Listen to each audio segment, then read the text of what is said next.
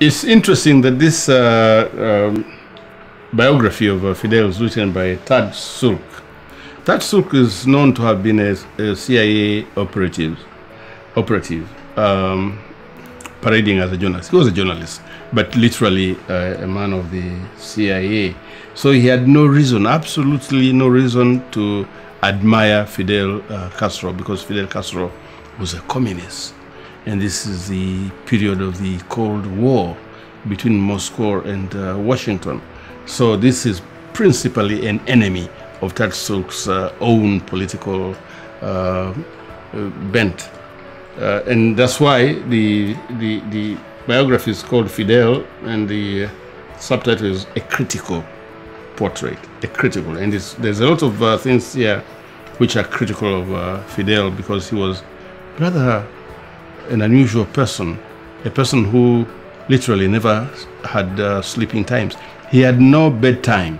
This is the kind of person who would walk along the whole day, meet people, hold meetings, read books, go scuba diving, fish and fry the fish that he had fished himself for his guests, pilot his own helicopter, go about doing business until tomorrow morning, literally 24 hours without having a time to go to bed, and sleeping only when he was moving from one activity to another, in a car or in a boat. A really superhuman kind of character, if ever there was one you could call superhuman.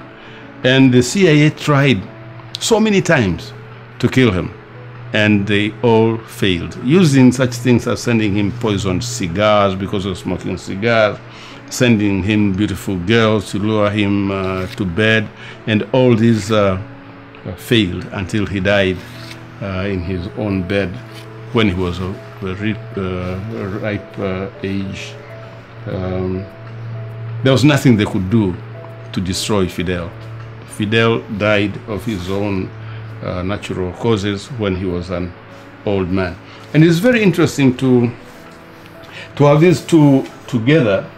If we think that in 1975, I was in Angola, in Luanda, at the independence of Angola, and the South Africans pushing Savimbi and his UNITA bands northwards to go and take Luanda before Agostinho Neto and the MPLA could proclaim their independence. And we were there shivering, thinking that the South Africans were coming to pick us up like chickens and slaughter us.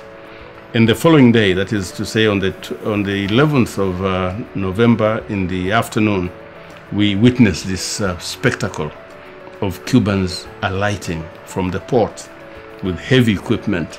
They had been sent by Fidel Castro to come and rescue the People's Republic of Angola, which was under attack by the South Africans. The same people who were imprisoning Mandela were now trying to attack Luanda, and Fidel from Havana had sent these troops to come and rescue the People's Republic of Angola. And that's when the tide turned completely, until the troops moved, the Cuban troops moved from Angola to Namibia, and were very instrumental, extremely central to the heavy defeat that the apartheid forces suffered at a place called Quito Cuernavaca. And this was the end. This was the end of the apartheid regime. From then on, the South African regime realized they had to negotiate one way, you know, cut your losses, get whatever agreement you can have, so whatever deal you can get out of this, get it. Otherwise, you're not going to survive the onslaught of the Cubans. And that's what led eventually to 1994, to 1990 to begin with, the freedom of Mandela from his last jail, and in 1994 to the proclamation of the first non-racial government of South Africa with Nelson Mandela as president. And what joy it was for Fidel Castro to be seen mounting the steps of Union Building in Pretoria to go and be part of the celebration of the end of apartheid and actually effectively the end of colonialism on the African continent. Now, against colonialism, there emerged giants, people who fought relentlessly against colonialism. And here at hand is Mahatma Gandhi. Mahatma Gandhi, who worked in South Africa in his early years as a young advocate from England, and opposed the racist activities of the white people in South Africa, got imprisoned from time to time, eventually went back to India and led the Indian movement for independence, but was assassinated just before independence came to India. That is Mahatma Gandhi, and his disciple Jawaharlal Nehru, who became India's first prime minister, and who established a dynasty that is still continuing in India today. He is the father of Indira Gandhi, and Indira Gandhi is the mother of Sanjay Gandhi and the others that you know. Today we have Rahul Gandhi. He is a continuation of the Nehru dynasty to this day. This is the glamorous and at the same time tragic dynasty of an American-Irish family in the United States, which started to see glory and fame and money and wealth and power with the patriarch Joseph Kennedy, and who wanted his children to be the best that there were in America and the world, and who groomed his children to become foremost Americans, become president, become the greatest money spinners, become the greatest power mongers. There's a book I bought more than 40 years ago by David Halberstam. David Halberstam wrote a book called The Best and the Brightest.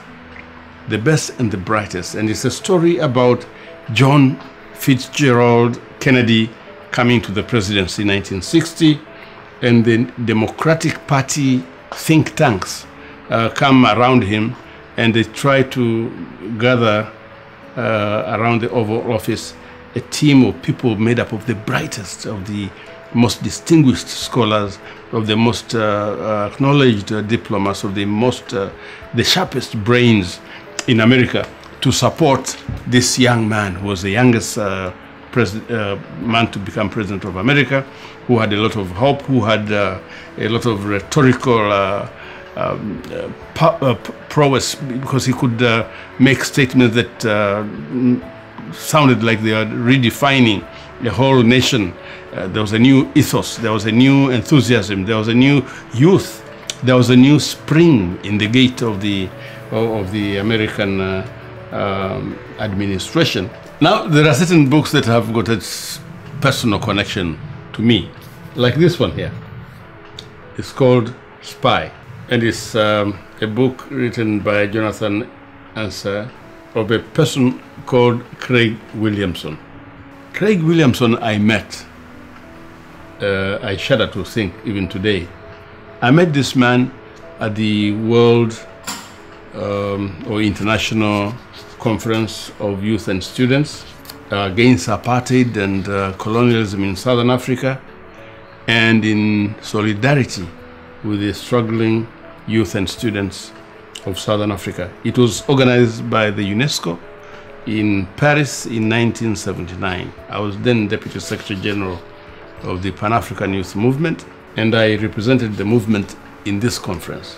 And this man, Craig Williamson, who was introduced to us as Craig Williamson, was a South African white man who was described as somebody who had escaped and run away from South Africa because he was a liberal. He was a white liberal who was under surveillance by the apartheid regime and who was being threatened for his own life. because he was against the apartheid regime.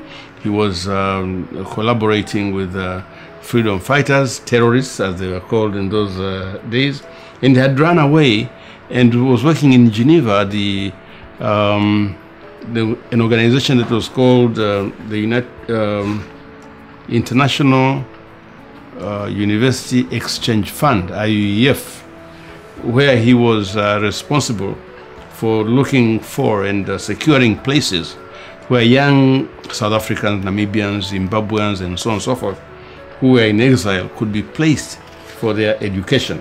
I just want Craig Williamson to know that I have him as a memento in my library. And one writer who wrote in the 16th century is this one here. And he's called Huaman Poma. And he wrote this letter to King Philip of Spain. I'm told, I read somewhere, that this letter never got to the king, otherwise they would have hunted him down and killed him because he was insulting to the king. This man literally wrote a letter to the king of Spain to tell him, "You have sent us your emissaries, your majesty. We received them with open arms. We thought they were bringing the word of God to us. So we opened our doors, and when they came in, we discovered very, very soon that they were not really interested in spreading the word of God. They are not even interested in our friendship. All they were interested in was gold, silver, and the fabulous riches that our country was renowned for." So I will be communicating with you from this place, this home library. And to help me with the production of this program will be my son, Jenerali Jr, who has an interest in books, although his activities are mainly based on the farm. And he'll be bringing you a lot of footages and content from the farm. And we shall also have a couple of roving reporters who will be bringing to you current news from different parts of Dar es Salaam, the country, and elsewhere. And they will all add, I'm sure, to the flavor of this program, Jenerali Online. And if you like this video, don't forget to like, subscribe, and share with your friends, and leave a comment if you have anything that you think needs to be shared with others. Thank you and welcome once again.